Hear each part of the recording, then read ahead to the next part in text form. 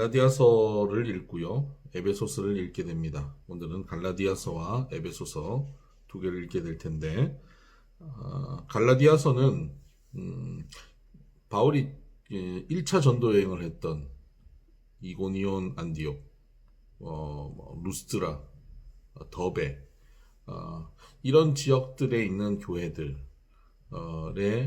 편지를 보내는 것인데, 바울이 그 지역을 열심히 전도했고 돌에 맞아 죽을 뻔했던 그 경험까지 있었지 않습니까? 그렇게 열심히 전도했고 나중에 또 그 지역에 가서 그 교회들을 굳건히 세웠고 디모데를 그곳에서 만나게 되고 하는 굉장히 그 바울이 열정적으로 복음을 전하고 좋은 관계를 맺었던 교회들입니다. 그런데 바울이 나중에 어떤 소식을 듣게 되냐면 예루살렘에 있던 유대주의자들, 이 사람들은 기독교인입니다. 기독교인인데 그 안에 유대주의를 가지고 들어온 기독교인입니다. 이 사람들의 논리는 이것이죠. 예수님을 믿어도 율법을 지켜야 구원을 받고 하나님 백성이 된다라는 것입니다. 이것이 다른 복음인 것이죠. 바울은 다른 복음은 없다라고 말합니다. 복음은 오직 예수 그리스도를 믿음으로 구원을 얻는 것이다라고 강조하죠. 그래서 갈라디아서에서는 이 거짓 교사들이 가르치는 것, 거기에 미혹되지 말라고 말씀하는 겁니다. 많은 교회가 거기에 미혹되었고 바울의 사도권조차도 의문을 가지게 되었습니다. 그래서 바울은 좀 화가 난 상태에서 갈라디아서를 씁니다. 그래서 갈라디아서 1장 1절을 보면 굉장히 갈라디아 교인들을 그리워하고 칭찬하고 인사하는 따뜻한 인사문이 별로 없고요. 바로 자기가 누군지 자기 증명부터 하고 있는 겁니다. 1장 1절을 보실까요? 사람들에게서 난 것도 아니요 사람으로 말미암아 암은 것도 아니요 오직 예수 그리스도와 그를 죽은 자 가운데 살리신 하나님 아버지로 말미암아 사도된 바울은 내가 어떤 존재인지에 대한 얘기를 합니다. 내가 사람에 의해서 세워진 것이 아니라 하나님에 의해서 사도된 자다라고 말하고 있습니다. 6절을 보면 그리스도의 은혜로 너희를 부르신 이를 이같이 속히 떠나 다른 복음을 따르는 것을 내가 이상하게 여기노라. 다른 복음을 따르는 너희들에 대해서 내가 이상하게 여긴다는 겁니다. 7절 다른 복음은 없나니 다만 어떤 사람들이 너희를 교란하여 그리스도의 복음을 변하게 하려 함이라. 다른 복음은 없다고 강조하고 있죠. 그렇게 1장부터 4장까지는 복음에 대한 교리, 이론을 강조하고 있고요. 그리고 5장부터 6장까지는 그 복음의 실천적인 면, 어떻게 그러면 그 복음 의로워진 우리들이 의롭게 살아갈 것인가?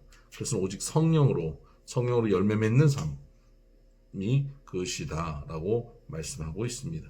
그렇게 갈라디아서는 이렇게 바울이 조금 화가 난 상태에서 쓴 갈라디아 지역에 있는 여러 교회들에게 권면하고 있는 말씀인 것입니다.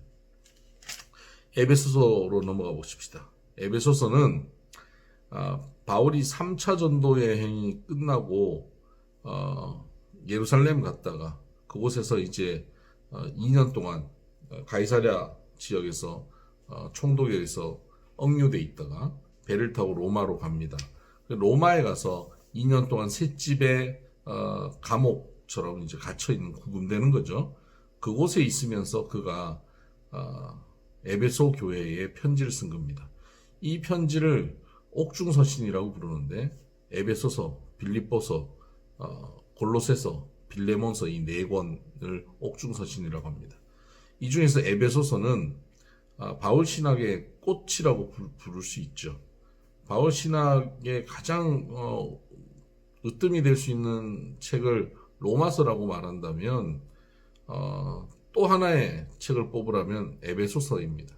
저는 사실 개인적으로 에베소서가 더 중요한 성경으로 와닿습니다. 에베소서는 바울이 초기에 사역을 하면서 여러 사역을 하죠. 그의 신학이라고 하는 것이 처음부터 이렇게 설명해야겠다가 아니라 질문에 대한 답이거든요. 초기에 이렇게 아까 얘기한 그 율법주의자들, 유대교주의자들이 막 나오니까 오직 믿음으로 구원받아야 된다는 얘기를 하는 것이고요. 또 영지주의자들이 막 공격을 하니까 영지주의에 대해서도 또 반박하는 글을 쓰게 되는 것이죠. 이러한 바울의 이러한 그 신학이 점점 정리됐는데 이것이 나중에 집대성되는 내용이 바로 에베소서, 빌립보서, 골로새서 여기에 표현되어 있다고 볼 수 있습니다. 에베소서는 특별히 교회론에 대해서 초점을 맞추고 있습니다. 하나님께서 우리를 구원하여 주시는 그 구원의 과정이 교회를 통해서 이루어 가신다. 예수 그리스도의 십자가와 부활 사건은 성령을 우리에게 부어주시면서 우리를 온전히 성화시키고 영화롭게 만들어 가는데 그것은 교회를 통해서 이루어 가신다는 것이죠. 그래서 주의 몸된 교회 공동체인 우리 교회 공동체를 통해서 우리는 점점점 복음 안에서 변화되고 구원되고 성화되어 가는 모습인 것입니다. 그래서 1장부터 3장까지는 바로 그 교회가 어떤 것인지에 대한 설명을 하고요. 4장부터 6장까지는 그 교회 공동체를 통해서 우리는 어떻게 또 교회 안에서 실천하면서 생활해 갈 것인가를 강조하고 있습니다. 교회 공동체는 무엇인가? 또 교회는 무엇을 할 것인가로 나눠져 있는 거죠. 1장부터 3장까지는 교회는 무엇인가? 4장부터 6장까지는 그 교회는 어떤 일을 할 것인가? 교회는 예수 그리스도의 몸이고 그 교회는 우리를 온전케 하는 우리로 온전한 사람을 이루어 그리스도의 장성한 분량에 이르기까지 하는 것이 그게 교회인 것이죠. 그리고 그 교회 안에서 우리는 무엇을 할 거냐? 그래서 우리는 힘써 하나됨을 지켜야 된다 하는 것이 교회 공동체 안에서 우리가 실천해야 되는 내용입니다. 힘써 하나됨을 지키기 위해서 우리는 어떻게 할 것인가가 4장, 5장, 6장에 나오고 있습니다. 자, 이런 관점에서 우리가 성경을 읽어가시면 갈라디아서의 배경, 에베소서의 배경을 가지고 읽으시면 이해되기가 아주 쉬울 것입니다. 오늘 제가 제 개인적으로 늘 고백하는 고백 중에 하나는 갈라디아서 2장 20절 말씀인데요. 내가 그리스도와 함께 십자가에 못 박혔나니 그런즉 이제는 내가 사는 것이 아니요 오직 내 안에 그리스도께서 사시는 것이라. 이제 내가 육체 가운데 사는 것은 나를 사랑하사 나를 위하여 자기 자신을 버리신 하나님의 아들을 믿는 믿음 안에서 사는 것이라. 이것이 우리의 고백이어야 합니다. 내가 그리스도와 함께 십자가에 못 박혀서 나는 이제 죽었습니다. 이제 내가 사는 것이 아니고 내 안에 그리스도께서 사시는 것이죠. 그렇게 될 때 우리 안에 구원이 완성되어질 수 있는 것입니다. 또한 에베소서에서 중요한 말씀은 제가 굉장히 중요하게 생각하는 말씀은 에베소 4장 2절 3절입니다. 모든 겸손과 온유하고 오래 참음으로 사랑 가운데서 서로 용납하고 평안에 매는 줄로 성령이 하나 되게 하신 것을 힘써 지키라. 우리 주 안에 공동체된 우리는 성령이 하나 되게 하신 것을 힘써 지켜야 합니다. 그래서 그 힘써 지키는 우리들이 무엇을 하느냐, 무엇에 힘쓰느냐 하는 것이죠. 그건 13절에 나옵니다. 우리가 다 하나님의 아들을 믿는 것과 아는 일에 하나가 되어 온전한 사람을 이루어 그리스도의 장성한 분량이 충만한 데까지 이르라.